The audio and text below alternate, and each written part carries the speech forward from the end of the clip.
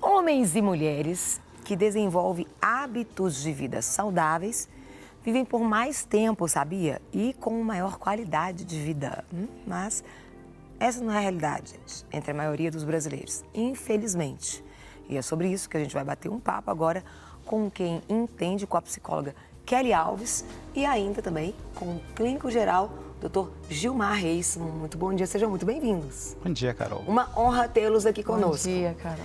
A gente começa falando assim, né, feliz, homens e mulheres que desenvolvem bons hábitos, mas infelizmente a realidade não é essa. Que triste, né?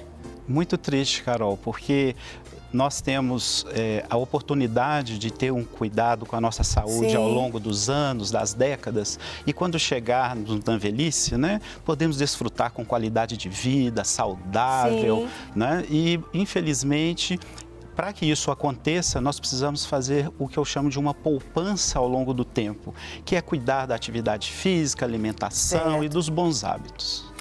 Eu queria que a gente começasse, coloca o primeiro loop aí, gente. Olha que mau hábito, pelo amor de Deus. É falar mal de si. Vamos começar por você? Vamos. Como que isso é prejudicial e como entender se eu falo mal de mim mesmo? Como perceber isso? Bom, a gente precisa pensar isso, Carol, pensando muito na questão da autoestima da pessoa. Sim. Né, daquilo que a pessoa, qual que é a percepção que a pessoa tem sobre si mesma. Certo. Às vezes a pessoa tem uma percepção errada sobre ela. Então ela acaba denegrindo a sua própria imagem, falando mal de si, não gosta de nada nela, e ela fala, eu não consigo terminar nada, eu não consigo fazer isso. Enfim, a pessoa precisa ter essa autocrítica e entender que ela precisa trabalhar aquilo que ela tem de bom e não ficar falando mal dela mesma. Às vezes a pessoa tem até dificuldade de receber um elogio, por exemplo. Aí você chega e fala, não, fulano, você tá tão bonita e tal. A pessoa, nada, tô gorda, tô isso, tô aquilo. Então, assim, é importante que a pessoa, né, troque esse falar mal de si mesmo, de se autocriticar, por coisas positivas, porque as palavras da gente têm poder. Né? A palavra, ela é uma flecha, né, que é lançada e ela atinge um destino. Então, é importante que a pessoa faça esse exercício, né, de ter boa percepção sobre si mesmo, de falar bem de si mesmo, de fazer esse exercício diariamente, de lançar boas palavras para si e não palavras pejorativas e palavras, né, que vá prejudicar ela, porque a tendência da pessoa é entrar nesse processo e cada dia ficar pior. Então... E também é interessante que a questão da identidade está diretamente relacionada ao nosso sentimento de capacitação e de merecimento. Se a sua identidade é distorcida, você entende que você é muito menos capaz do que você é e você entende também que você merece muito menos daquilo que você merece. Isso é automático, né? Isso é automático. E essa mentalidade positiva, ela influencia inclusive no próprio comportamento da pessoa, no que tange aos seus hábitos de vida, ao seu estilo de vida, né? A alimentação, os vícios, né? Falar em alimentação, os vícios, eu queria que vocês colocassem aqui, coloca aí, ó, alimentação em pacote aí, de pacote enlatados e o processado. Isso aí são maus hábitos. Maus. Isso é uma coisa que a gente tem falado tanto, o ideal é descascar. Não, você descascar ao invés de você abrir. É verdade, doutor? É verdade. Se você pegar e fazer um dia gástrico, o que é o dia gástrico? Tudo que nós alimentamos durante o dia. Sim. Nós vamos ficar assustados ao observar que 90% ou mais do que nós alimentamos, de alguma forma, é um alimento processado, não é um alimento natural. Isso é algo, como a gente está falando aqui de maus hábitos, essa correria, esse descuido, quando eu entendo que o meu valor é menor, eu como qualquer coisa também. Isso está diretamente relacionado com isso também. Tá, aos maus hábitos, né? Que eles podem ser, na verdade, eles são adquiridos, sejam eles bons ou ruins, né? Então, é importante que a pessoa avalie, é isso que o doutor falou, né? O que eu estou comendo. Claro que existe essa questão da praticidade, por exemplo, de um enlatado. Né? Para você, por exemplo, a gente tem uma lata de milho. poder comprar um milho, para cozinhar um milho, para poder tirar aquele milho, enfim, para ser uma coisa mais saudável, dá um trabalho. Há um preço a se pagar pelos bons hábitos. Mas é importante que a pessoa saiba que ela vai ganhar ao longo prazo, né, qualidade de vida, vai ganhar saúde, enfim, ela vai estender aí o seu tempo de vida se ela inserir na sua rotina, né, os bons hábitos. Sim. Kelly, olha esse próximo aí. Quando a gente fala aí, maus hábitos emocionais, não estabelecer vínculos. Cada um no seu quadrado, né? As pessoas têm andado, às vezes, diferença entre solitude e solidão, né? A solidão é um problema quando você não quer os vínculos. Solitude é algo saudável. Vamos falar um pouquinho sobre isso, porque realmente, quando a gente só fica na nossa rede social, você vai perdendo essa força do vínculo, porque eu não tenho contato com a pessoa, né? Tudo muito virtual. Nós não somos seres que fomos criados para vivermos sozinhos, né? Nós somos seres coletivos em todos os âmbitos, né? No seio familiar, a gente depende do outro, no trabalho, nas nossas relações sociais. E a pessoa, quando ela se isola, normalmente, quando a gente está trabalhando com algum paciente em processo de isolamento, geralmente ele desenvolve algum tipo de doença. Sim. Né? Então a pessoa vai para uma depressão, vai para algum tipo de transtorno. Então é importante que a gente saiba que estabelecer vínculos e viver em sociedade, ele é muito importante. É importante que você tenha amigos, é importante que você conviva com seus familiares, enfim. Essa interação nossa no dia a dia, ela é importante. Então é preocupante quando a pessoa começa a se isolar. Na verdade, é até um ponto que a gente levanta. Quando uma mãe traz, por exemplo, uma demanda, meu filho não está querendo interagir, ou no próprio adulto também, quando ele começa a se isolar, provavelmente aquela pessoa está com algum tipo de patologia e precisa de um acompanhamento. Né? Nós somos seres sociais. Sim.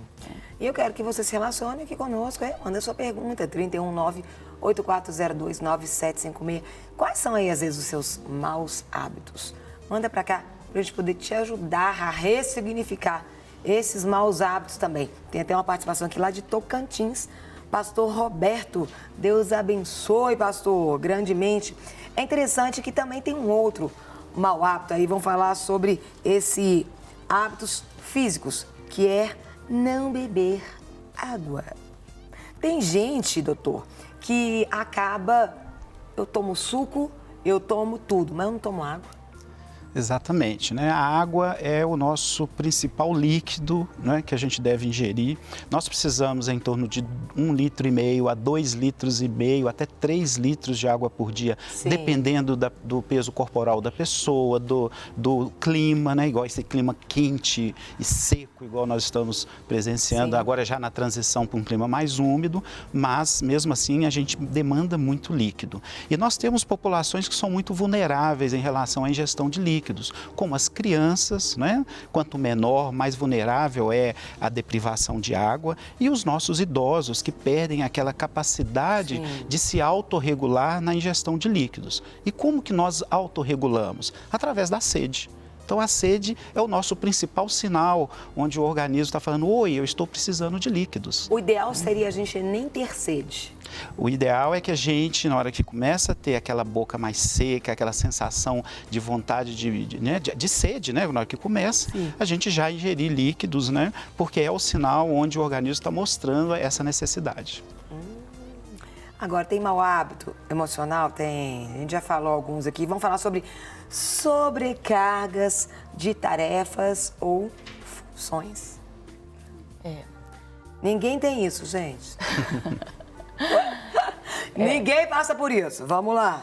É uma questão que traz adoecimento também, a sobrecarga, né? Tantas pessoas que estão aí vivendo situações de estresse e adoecendo por causa de sobrecarga, por causa de excesso de trabalho, excesso de funções, né? Às vezes o homem, né, trabalha muito, estende mais, né, o trabalho além daquilo que é demandado, né, durante o dia. A mulher, às vezes, com multifunções, né, trabalha em casa como dona de casa, com seus filhos, trabalha fora, às vezes estuda, enfim. As diversas jornadas aí que nós temos no dia a dia, que precisamos realmente parar e ver, porque senão seu corpo vai responder de alguma forma também negativa. Então é importante que a gente tenha essa questão da regulação, do autocontrole, de verificar, bom, está demais, está em excesso, porque senão você vai adoecer também. Né? O índice de estresse hoje é cada dia maior entre as pessoas, exatamente por causa dessa sobrecarga. Muitas vezes você vai ter que dizer não, né? Muitas vezes você vai ter que... às vezes a pessoa tem muita dificuldade de falar assim, não, isso eu não posso pegar mais, essa tarefa eu não posso. Eu falo isso nos nossos diversos papéis. Né? Às vezes é falar um não para um amigo, às vezes falar não dentro da igreja diante de alguma situação, para que você não pegue para você mais daquilo que você tem a capacidade de fazer, porque senão você vai realmente adoecer. É interessante que hoje em dia está tudo tão assim, você tem que fazer, que às vezes as pessoas até se orgulham de não ter tempo, às vezes nem para respirar, né?